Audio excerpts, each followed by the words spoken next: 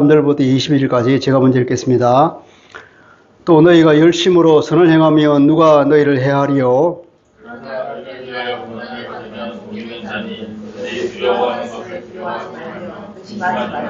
너희 마음에 그리스도를 주로 삼아 거룩하게 하고 너희 속에 있는 소망에 관한 이유를 묻는 자에게는 대답할 것을 항상 준비하되 온유와 두려움으로 하고 선한 양심을 가지라. 이는 그리스도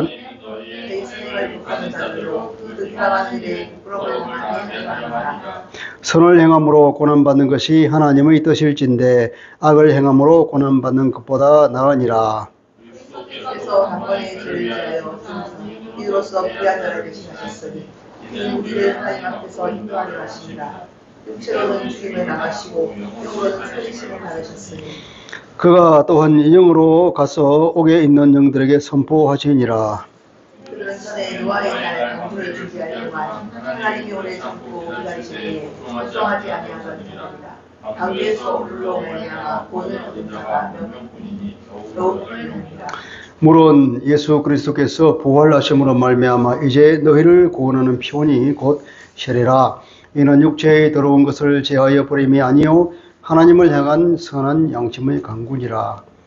그는 하늘에 오르사 하나님 우편에 계시니 천사들과 권세들과 능력들이 그에게 복종하느니라. 아멘. 하나님의 말씀입니다.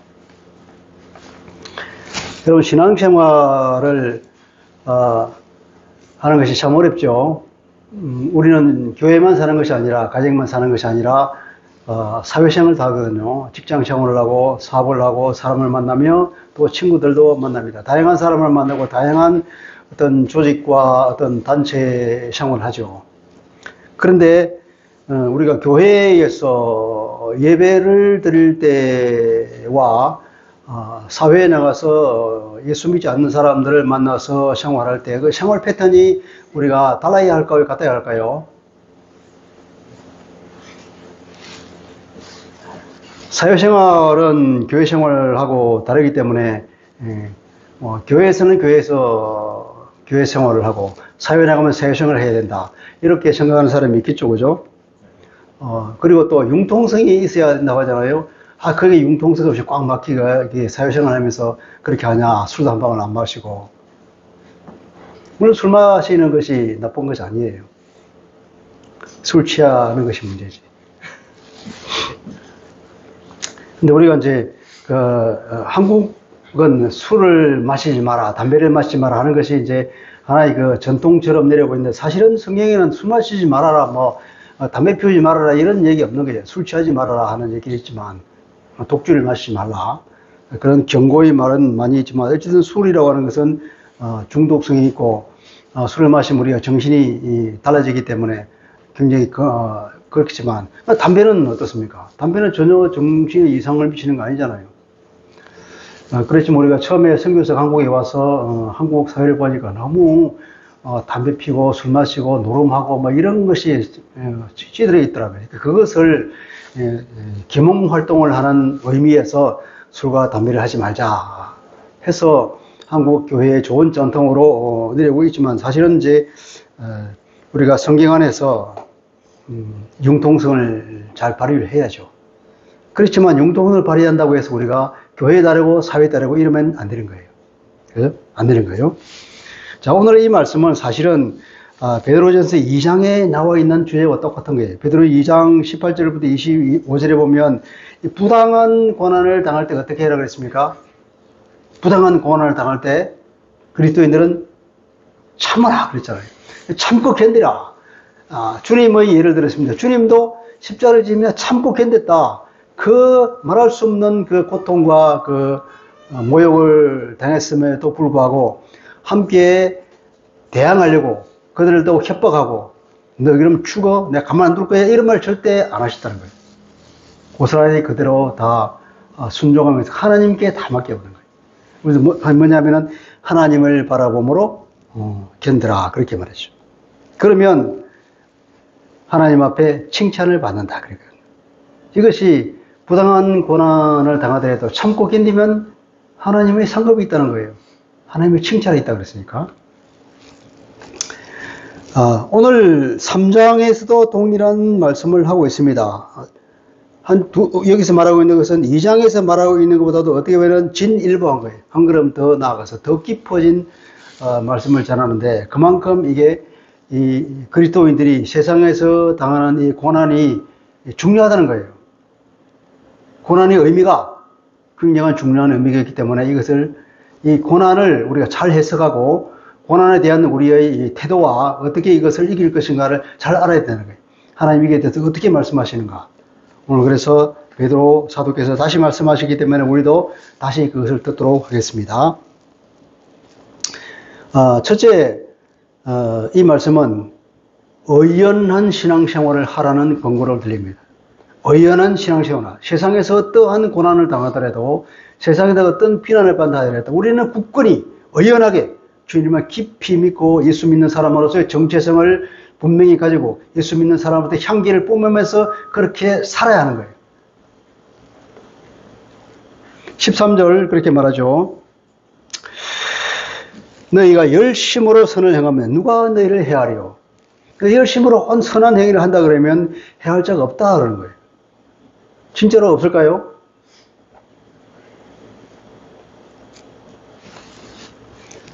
사실은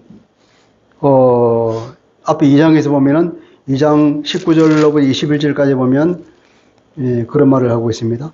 부당하게 고난을 받아도 하나님을 생각함으로 슬픔을 참으면 이는 아름다우나 죄가 있어 매를 맞고 참으면 무슨 칭찬이 있으리요. 그러나 선을 행함으로 고난을 받고 참으면 이는 하나님 앞에 아름다우니라. 이를 위하여 우리가 부르심을 받았으니. 아니 심지어는 선을 행함에도 불구하고 고난을 받는 경우가 있는데 이것을 참으면 하나님 앞에 아름답다. 우리가 이를 위하여 하나님 앞에 부름을 받았다. 선을 행함에도 불구하고 고난을 받는 이런 삶을 살아라고 부름을 받았다는 거예요. 여러분 기분 좋습니까? 선을 행함에도 불구하고 고난을 받는 삶으로 우리를 불렀다는 거예요. 하나님께서. 왜 그렇게 불렀을까요? 그걸 우리가 생각해야 되는 거예요.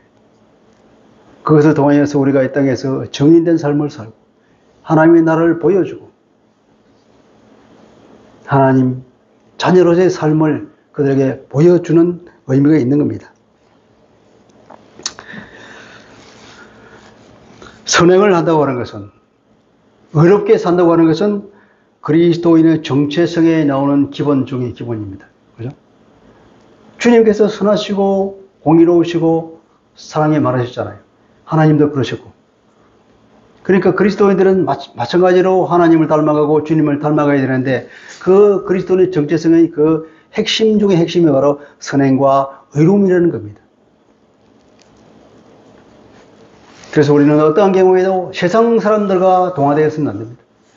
우리가 사회생활을 한다고 해서 예수 믿지 않는 사람들과 같이 산다 하더라도 그들과 같이 변하면 안 된단 말이에요. 그들은 그들이고 우리는 우리라는 거예요. 세상 사람들과 같이 살지 않고 그리스도인의 정체성을 지키는, 이걸 우리는 거룩하다 그럽니다. 거룩하다고. 우리는 하나님을 위해서 따로 떼어서 구별되어 있는 사람이에요. 따로 떼어서 구별되어 있는데 무엇을 하나님을 위하여서 그렇게 구별된 삶을 사는 거예요.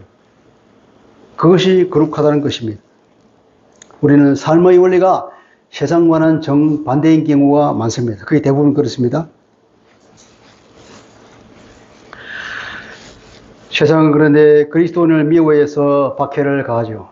우리가 예수 그리스도에 소속되어 있기 때문에 예수를 미워했던 세상이 예수님의 소속인 그리스도인들도 당연히 미워한다는 거죠. 우리가 선을 행하면, 그리스도의 선을 행하면 오히려 더 밉고 오히려 더 질투하고 그래서 더 박해를 가할지도 몰라요. 사실 베드로가 이 편지를 쓸 때에는 어떻게 보면 베드로가 마지막 유언처럼 쓴 이 편지인데, 그 시대를 우리가 지금 돌아보면 대대적인 박해가 예고되어 있던 그 시기입니다. 얼마 안 되어서 네로가 엄청난 박해를 가할 건데, 그런 대대적인 박해가 예고되던, 이미 그런 각 사회에서는 그리스도인들 살아가는 그 사회에서는 그리스도인들이 그 사회의 핵심으로 들어가느냐, 주류가 되느냐, 결코 그렇지 못했다는 거예요. 너무 다른 사람이니까 주류에 편입될 수가 없어요. 그걸 우리가 주변인이라고 그럽니다. 주변인으로 밀려나는 거예요. 그게 얼마나 소외되고 안타깝습니까?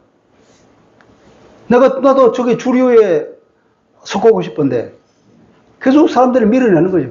밀어내고 주변인으로 머물고 그들로 인정받지 못하고 그들로부터 냉대받고 그것이 전 사회에 로마 제국 전체에 그럴 뿐 아니라 로마 핵심에서는 이미 이제 그런 대대적인 박해가 움트고 있던 그런 시기. 그때에 바울은 그렇게 말하는 거예요. 열심으로 선을 행해라. 열심으로 선을 행하면은 너를 해할 자가 없다. 그 말하지만 사실은 너를 해할 자가 엄청나게 많이 있는 것이죠. 그럼에도 불구하고 선을 행하라는 겁니다. 그러니까 설령 선을 행하다 해를 당해서 죽는다 할지라도 하나님의 상급이 있기 때문에 열심히 그렇게 살아라는 겁니다. 그게 2장 20절 말씀이잖아요. 그러나 선을 행함으로 고난을 받고 참으면 이는 하나님 앞에 아름다우니라 그랬거든요. 14절 말씀 볼까요? 그러나 의를 위하여 고난을 받으면 복이 있는 자니. 그러니까 의를 위하여 고난받는 것은 뭐라고요? 복이다. 복이다. 그러니까 고난은 뭐라고? 복이다. 고난은 복이에요. 의를 행하다가 선을 행하다가 당하는 그 고난은 복이다 이 말이에요. 오늘 말씀 제목은 뭡니까? 고난이 복이다 하는 것입니다. 베드로 사도는 오늘 우리에게도 동일한 말씀을 주시는 겁니다. 의를 행하다가 선을 행하다가 고난을 받는 것 그건 복이다. 기쁜 마음으로 해라 이렇게 말하고 있습니다. 의를 위하여 고난을 받는 것은 바로 선을 행하다가 해를 당하는 것과 같은 말이죠. 선을 행하다가 해를 당하는 것, 의를 위해서 일하다가 고난받는 것 동일한 의미라고 볼 수 있습니다. 자, 여기서 의를 위하여 그러면 의가 무엇일까요? 특별히 우리가 도덕적으로 옳은 그런 의미라기보다는 우리가 신앙생활을 제대로 하라 이 말이에요. 말씀에 따라 살고 그리스도를 모시고 주로 모시고 사는 그런 삶, 그죠? 신실한 신앙생활을 이유로 미움받고 고난 당하는 것, 이것을 기쁜 마음으로 받아라. 그것은 바로 복이다 하는 얘기입니다. 14절 그들이 두려워하는 것을 두려워하지 말고 근심하지 말아라. 그들이 두려워하는 것. 여기서 그들이 두려워하는 것을 두려워하지 말고 그들이 두려워하는 것이 뭔지 안 나오고 있기 때문에 여기서는 그들이 두려워하는 것이라고 읽지 말고 이렇게 말해야 됩니다. 원문은 어떻게 되냐면 그들의 두려움이라고 되어 있습니다. 그들의 두려움을 두려워 말고 그들의 두려움이 뭘까요? 두려움이라는 이 단어는 두려워하게 하는 것도 그런 의미도 있는 거예요. 그러니까 그들의 두려움, 그들의 두려워하게 하는 것, 그들의 두려워하게 하는 것이 뭘까요? 공갈치고 협박하는 거잖아요. 그들이 그리스도인들에게 두려워하게 하는 것, 협박하는 것, 그들의 위협, 예수 믿지 않는 사람들이 예수 믿는 사람들에게 협박하는 것 두려워하지 말아라 이 말이에요.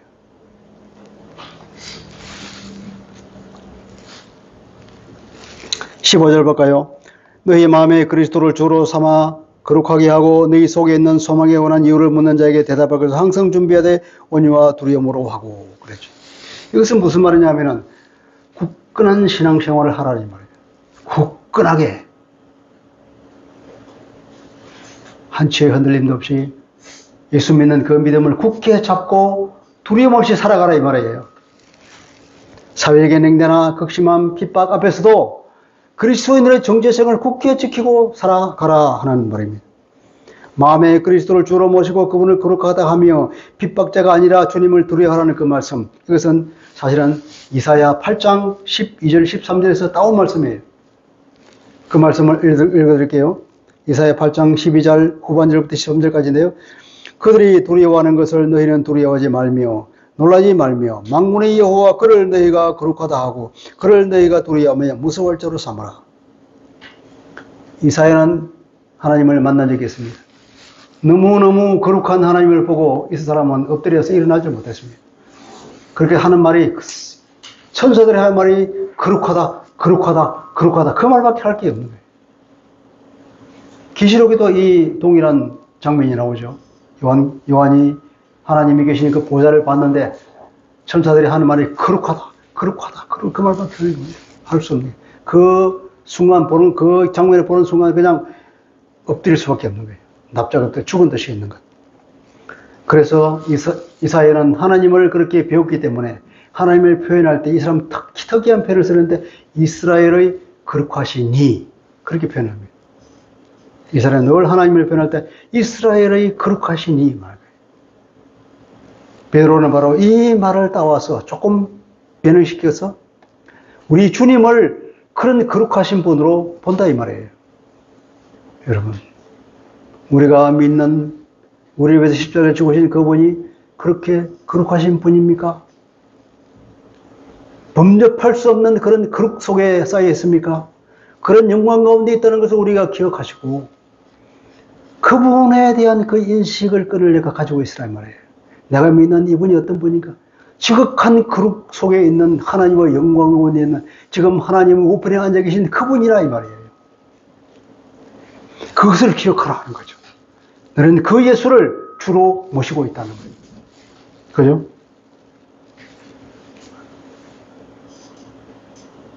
마음에 그리스도를 주로 삼아 거룩하게 하고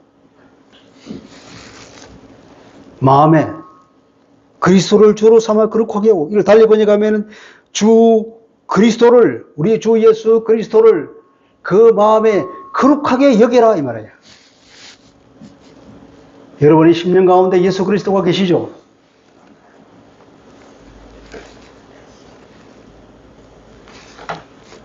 우리 10년 가운데 있는 그 예수 그리스도는 우리 주님이십니다. 그리스도이십니다. 그분은 영광 가운데 있는 지극히 거룩하신 분입니다.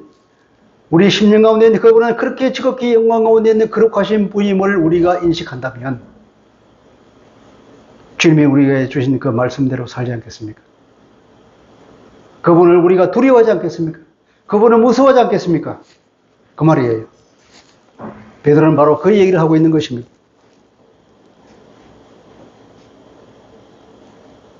누가복음 12장 5절입니다. 주님께서는 이렇게 말합니다. 마땅히 두려워할 자를 내가 너희에게 보이리니 곧 죽인 후에 또한 지옥에 던져넣는 권세에 있는 그를 두려워하라. 내가 참으로 너희에게 이르노니 그를 두려워하라. 우리가 세상 사람들을 두려워합니까? 하나님을 두려워합니까? 주님께서도 말씀하시되 육신만 죽일 뿐 아니라 그 영혼까지도 지옥에 던져 넣을 수 있는 그 권세를 갖는 그분이야말로 참으로 두려워할 뿐이다. 그분을 두려워해야지 육신의 삶을 죽이는 수 있는 그 사람을 두려워하지 말아라. 우리의 심령 가운데 주님으로 계신 지극한 거룩 속에 계시는 우리 주님, 그분이야말로 참으로 우리가 두려워할 분이요, 그분이야말로 참으로 우리가 그 앞에 엎드릴 경외해야 할 분입니다. 베드로가 말하는 것은 바로 이런 얘기를 하고 있는 겁니다. 그런 믿음을 굳건하게 붙잡고 이 땅을 살아가라. 두 번째는 뭡니까? 언제나 복음을 전할 준비를 하라는 거예요. 너희 속에 있는 소망에 관한 이유를 묻는 자에게 대답할 것을 항상 준비해 있으라. 항상 준비해 있으라. 그런 삶을 살면 세상 사람들이 보기에 저 사람 참 이상하다. 개인적으로 만나면 묻겠죠. 당신은 어째 그렇게 고난과 어려움에도 불구하고 항상 얼굴에 자신이 만만하며 얼굴에 미소가 있습니까? 그렇게 평안해 보입니까? 묻는 거예요. 도대체 비결이 뭐예요? 묻는 거예요. 그때 얘기하는 거예요. 나는 예수 그리스도를 믿는 사람이다. 내가 세상에서 정말로 말할 수 없는 고통을 당하고 힘든 상황을 보냈지만 내가 예수를 만나고 그분이 나의 주인이고 그분이 나의 모든 죄를 속해 주셨기 때문에 나는 이제 주님이 계신 그 영광을 소망하며 살아가고 있다. 그래서 이제는 나는 세상에 대해서 완전히 홀가분해졌고 마음에 기쁨이 넘친다. 나는 가야 할 곳이 정해져 있고 너무나 기쁜 삶을 살고 있다. 주님이 그 영광스러운 세상에 창조주신 그분이 나의 아버지고 나를 도와주시는데 내가 무엇이 부족한가? 그런 간증을 할 수 있단 말이에요. 너희 마음에 있는 소망에 관한 이유, 그게 뭡니까? 복음의 내용이잖아요. 언제든지 간증을 할 수 있는, 복음을 전할 수 있는 준비를 하고 있으라. 그죠? 그러면 그 사람도 마찬가지로 은혜를 받고 주께 돌아오죠. 주님은 십자가를 지심으로 모든 사람에게 구원의 문을 여셨습니다. 우리는 주님이 걸어가신 그 길을 따라 이 땅에서 고난을 받으면서 그러면서도 얼굴에 기쁨이 넘칠 때 세상 사람들이 물어봅니다. 그 비결이 뭐예요? 그러면 그때 우리가 간증을 하면서 복음을 말하면서 그 사람도 동일하게 구원을 얻을 수 있는 길이 우리가 될 수 있다는 겁니다. 주님이 십자가를 지신 길이나 우리가 고난을 길을 걷는 것이나 동일한 결과가 온다 이 말이죠.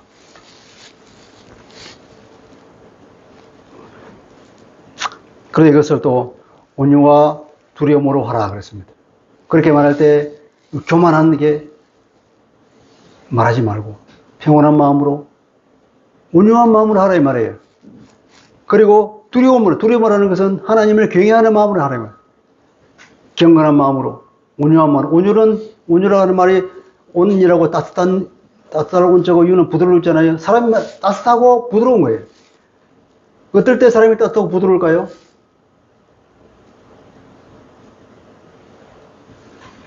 내가 마음에 여유가 있을 때. 모든 면에 여유가 있을 때 내가 사람에게 따뜻하게 대할 수도 있고 어떤 사람에게도 부드럽게 대할 수 있는 여유가 있는 거예요. 마음이 여유가 없으면 될 수가 없는 거예요. 마음이 여유가 없으면 사람이 깡말하면 썩만 하면 어떻습니까? 사람을 대할 때 사람이 차갑습니다. 사람이 가시처럼 나옵니다. 그러잖아요. 우리 자신도 느끼잖아요.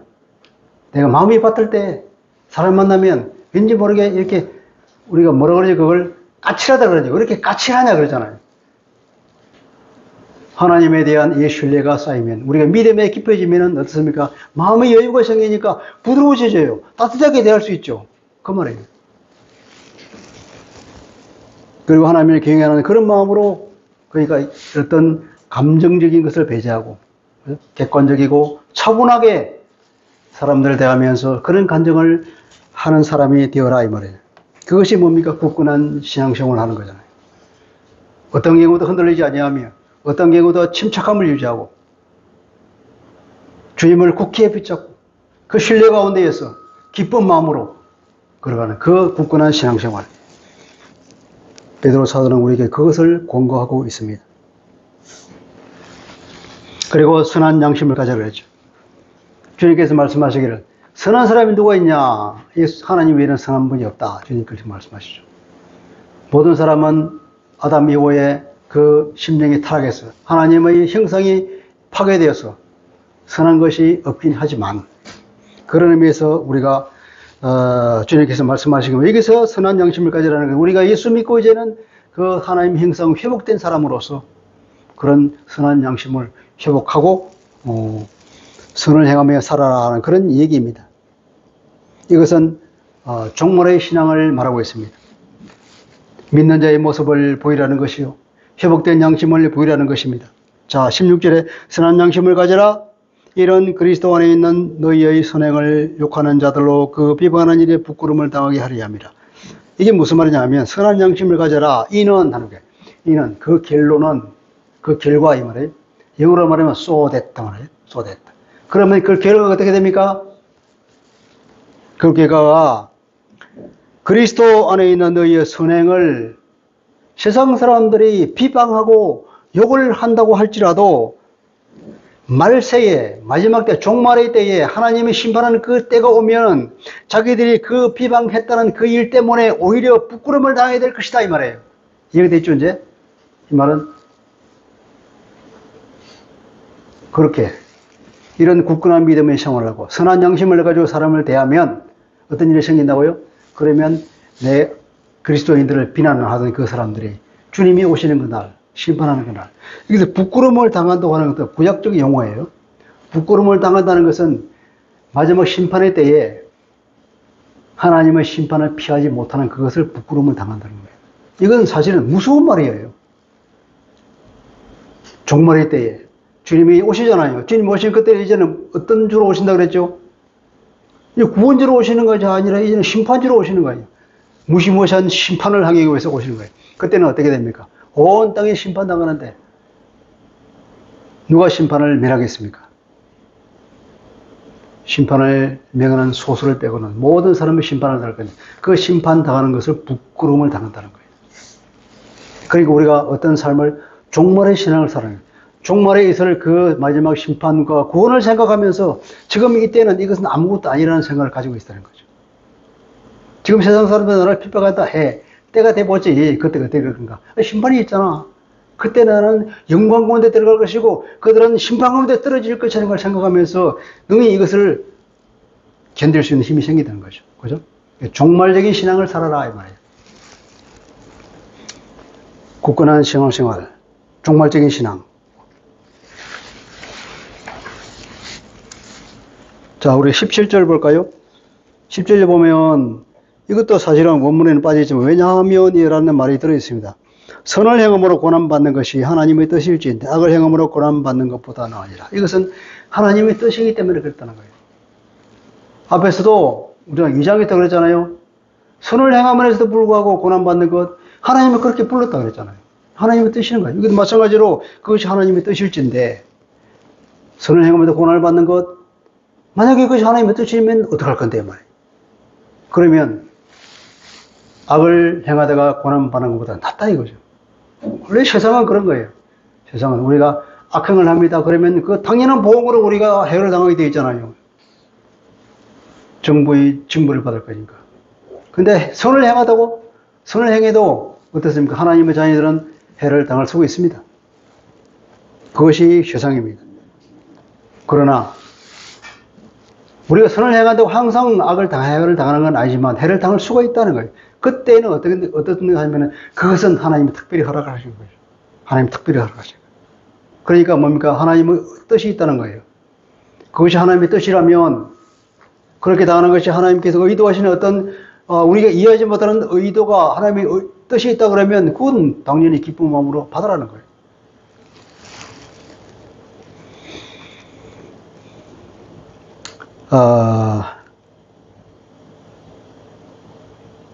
그럴 경우에는 그렇게 하나님의 오묘한 섭리를 통하여서 그것이 하나님께 영광이 되는 것이고 그것이 나아가서는 나에게 놀라운 반전이 생길 것입니다.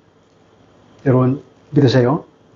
그것이 하나님의 의도라 그러면 하나님께서는 그것을 통하여서 놀라운 섭리를 통하여서 우리에게 말할 수 없는 영광이 주어질 기회가 반드시 있을 것입니다. 역전이 있다면 역전. 반전이 있습니다. 자, 이것을 요약적으로 말해보면 누가 뭐라든 마음에 그리스도를 주로 모시고 그분을 거룩하다 하고 그분을 두려워하란 말이에요. 세상을 두려워하는 것이 아니라 우리 속에 계신 영광 가운데 지극한 거룩하신 그 하나님을 그 주님을 두려워하라. 그분의 말씀에 따라 선을 행하고 의를 나타내고 그리스도인의 선한 삶을 계속해서 살아라. 항상 복음을 전하며 살아라. 설령 해를 가하고 헐뜯는 사람이 있을지라도 종말의 날에는 그들이 심판받고 그리스도는 칭송과 존귀 속에 들어간다고 하는 이 생각을 깊이 가지면서 굳건한 믿음의 생활을 하라 하는 것이 베드로의 권면입니다. 자, 그리고 이제 주님의 모범을 얘기하고 있습니다. 18절입니다. 그리스도께서도 단번에 죄를 위하여 이것도 마찬가지로 18절은 왜냐하면 이라는 말이 있어요. 왜 우리가 이런 삶을 살아야 하느냐?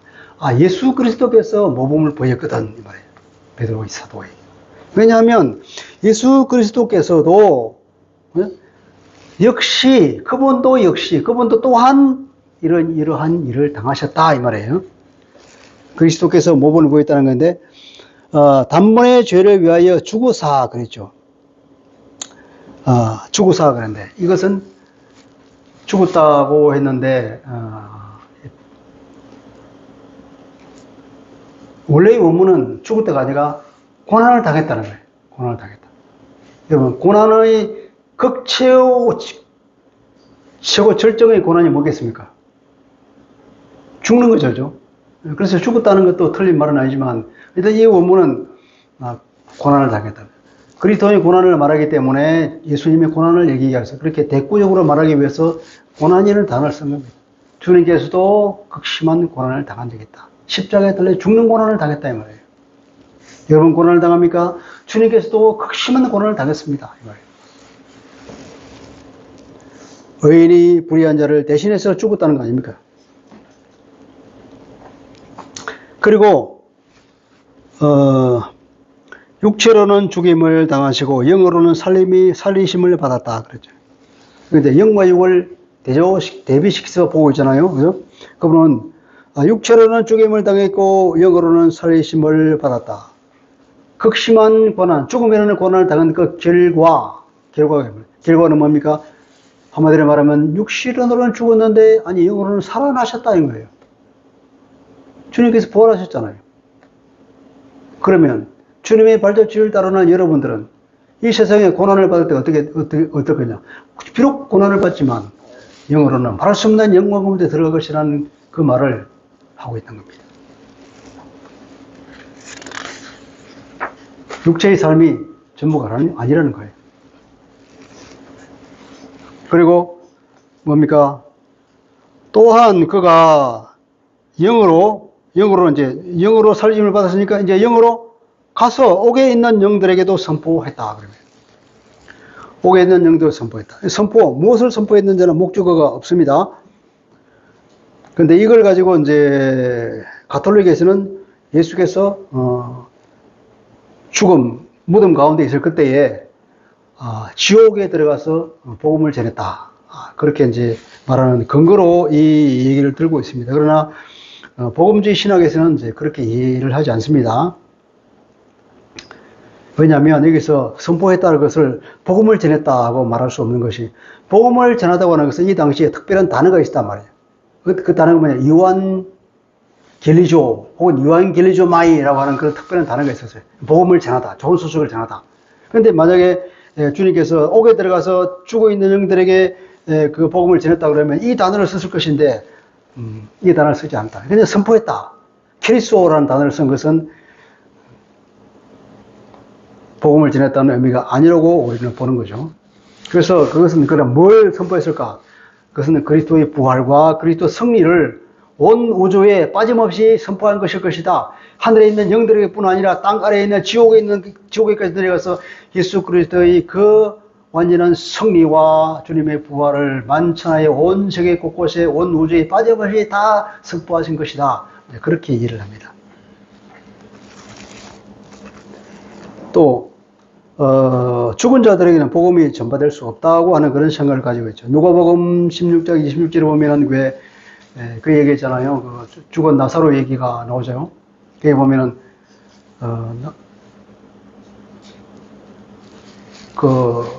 날마다 잔치만 부리다가 죽어서 지옥에 간 그 사람이 아브라함을 보고 말하잖아요. 저 나사로를 살려가지고 다시 이렇게 우리 형제들에게 좀 경고 좀 하라고. 그러니까 아브라함이 하는 얘기가 천국과 지옥 사이에는 큰 구렁이 있어 우리가 왕래할 수가 없어. 그렇게 말하는 거예요. 그러니까 죽은 자들에게 복음이 전파될 수 없다고 하는 것을 얘기하고, 또 히브리서 9장 27절에 보면 죽음 이후에는 심판이 있을 뿐이라고 그렇게 말하고 있습니다. 우리가 베드로전서 4장 6절을 볼까요? 4장 6절 다 같이 읽어봅시다. 시작. 이를 위하여 죽은 자들에게도 복음이 전파되었으니 이는 육체로는 사람으로 심판을 받으나 영으로는 하나님을 따라 살게 하려 하십니다. 자, 이를 위해 죽은 자들에게도 복음이 전파됐다. 죽은 자들에게도 복음이 전파됐다. 또 이 말도 마찬가지로 가톨릭에서는 그 교리를 뒷받침해주는 구절로 삼습니다. 죽은 자들에게 복음이 전파됐다. 예수님께서 무덤에 있을 동안에 옥에 가서 복음을 선포했다. 죽은 자들에게. 그렇게 말하는 게 이해가 되죠, 그죠? 그런데 이제 우리 개신교에서 복음주의 신학에서는 그걸 죽은 자들에게 복음을 듣고 죽어 사람을 두고 하는 얘기다. 복음을 듣고 죽고 있지만 우리가 보기에는 아직 부활하지 못한 것 같지만, 그러니까 그 사람에게도, 죽은 사람에게도 복음이 전해졌다. 이렇게 그렇게 이해를 합니다. 그렇다 할지라도 우리는 이 신학이라는 것은 뭡니까? 말씀이 아니잖아요. 그 신학의 한계가 있는 거예요, 한계. 신학은 그 당시에 가장 합리적이라고 생각하는 것으로서 교리를 만들어서 그렇게 이해를 하지만, 그죠? 그것은 하나님 말씀이 아니기 때문에 우리가 마음의 여유를 가지고 있어야 됩니다. 그러면 복음을 들은 적이 없는 사람에게도 이 말이 동일하게 적용되는가? 한 번도 복음을 들은 적이 없다. 이렇게 했는데 우리 그런 질문을 많이 하잖아요. 어떤 사람이 와서 예수 안 믿으면 천국 못 간다. 그러면요. 우리나라 옛날에 우리가 존경하는 그 예수신 장군 있잖아요. 그분 지옥에 갔을까요? 그게 묻죠. 그럼 우리는 모르는 거예요. 이런 거 보면은, 예수를 믿지 않는 사람은 다 누구의 삶을 산다 그래요? 그러니까 아담 이후로는 다 아담의 운명의 길을 걷는 거예요. 아담이 하나님의 범죄한 이후에 그 인간이 그 하나님 행동에 타락해서 계속 죄 가운데 살았거든요. 모든 인간은 죄 가운데 사는 거예요. 그 어떤 사람, 한 사람도 빠짐없이 다 지옥에 갈 운명이라고 말하고 있습니다. 로마서 1장에 그 말하고 있잖아요. 다 지옥에 갈 운명인데 하나님의 은혜로 특별히 예수를 믿고 구원받는 사람이 생기는 거예요. 그럼 예수님이 언제 오십니까? 과거에 왔습니까? 과거에 구원받은 사람은 어떻게 구원받나? 그분은 그렇게 겁니다. 우리가 히브리서 11장에 보면 그 믿음장에 아브라함 같은 사람들 미리 올 예수를 바라보고 올 예수를 바라보고 믿었기 때문에 구원을 받은 것이라 그렇게 교리적으로 이해를 합니다. 말하자면 예수가 온 시기가 역사적인 우리 역사 속에 사는 사람이기 때문에 예수가 오기 전에 있던 사람은 그러면 어떻게 구원받냐? 예수가 온 이후에도 그러면 예수를 한 번도 들어보지 없는 사람은 그러면 어떻게 구원받냐? 거기에 대해서는 우리가 알 수가 없는 거예요. 그것을 말하자면 성경에 규정이 없는 거예요, 말씀이. 하나님께서 우리가 그런 것에 관심 가지지 마라. 너나 구원받아라, 이 말이에요. 그것은 우리가 천국에 가보면 알 것입니다. 예.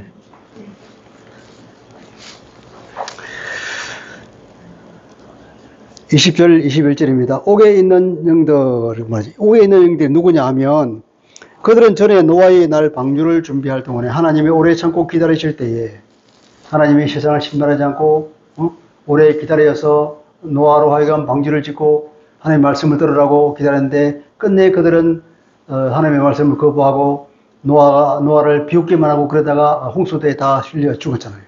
그때 그 불순종하던 모든 노아 가족 8명 빼고는 모든 인간이 다 그런 사람이었잖아요. 불순종하던 자들. 그러니까 불순종하던 이 노아의 시대 그 사람만 말하는 것이 아니라 대표격으로 이제 노아 그 시절에 우리는 다 알잖아요. 아무도 하나님 말씀을 듣지 않고 다 죽은 거. 그걸 두고 얘기하는 거예요. 그러면서 물은 21절에 물은 예수 그리스도께서 부활하심으로 말미암아 너희를 구원하는 표다. 그래서 그것이 세례다. 노아 시대에 물 심판을 받았는데 그 물이 뭐냐면 세례라고 그러는 거예요. 그 세례를 통하여서 구원받는다 그럽니다. 그런데 물은 사실은 죽음이잖아요. 맞습니다. 세례는 죽음이에요.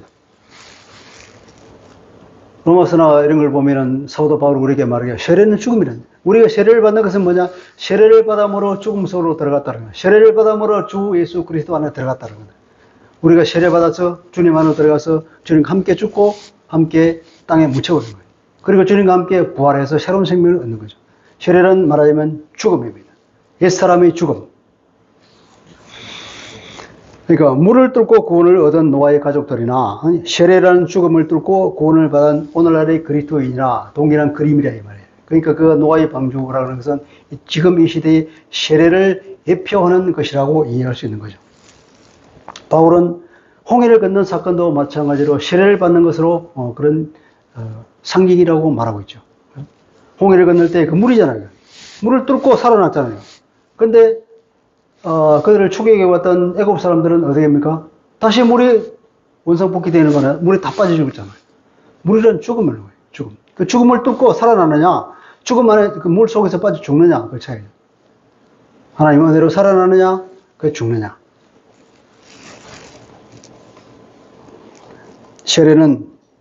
세례 그 자체가 우리에게 구원을 주는 건 아니죠, 그죠?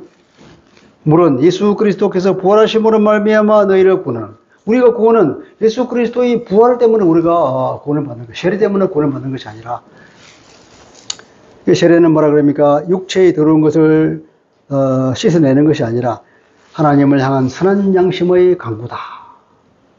하나님을 향한 우리 양심이 선한 양심이라는 것은 하나님을 향한 그 진정한 마음이라는 것이죠. 어떤 강구, 간청이래요. 하나님, 저를 불쌍히 해주세요. 간청하는 거예요, 세례가. 그런 의미로 사도가 말하고 있습니다. 그래서 이 말을 왜 하느냐 하면, 자, 그리스도와 그리스도인을 한번 비교해보라 이 말이에요. 그리스도인은 그리스도가 걸어간 그 발자취를 따라가는 사람인데, 그리스도가 어떤 길을 걸느냐? 고난의 길을 갔다는 것입니다. 그래서 인류에게 구원의 길을 완전히 여셨죠. 18절이잖아요. 그리고 22절에 보면은 어떻게 됩니까? 하늘에 오라서 하나님 우편에 계시니 천사들과 이제 권세들과 능력들이 다 그에게 복종하니라. 놀라운 영광 가운데에 천국의 왕으로 등극하신 것입니다. 그러니까 주님께서 그 극심한 십자가의 고난을 받고 나는데 그 결과는 모든 인류에게 구원의 문을 여셨죠. 그리고 영원한 놀라운 영광 가운데 올라가셨잖아요. 그러면 예수 그리스도의 발자취를 따는 오늘 이 땅을 살아가면서도 선을 행하면서도 고통을 받는 이 사람들은 그러면 어떤 결과를 받냐?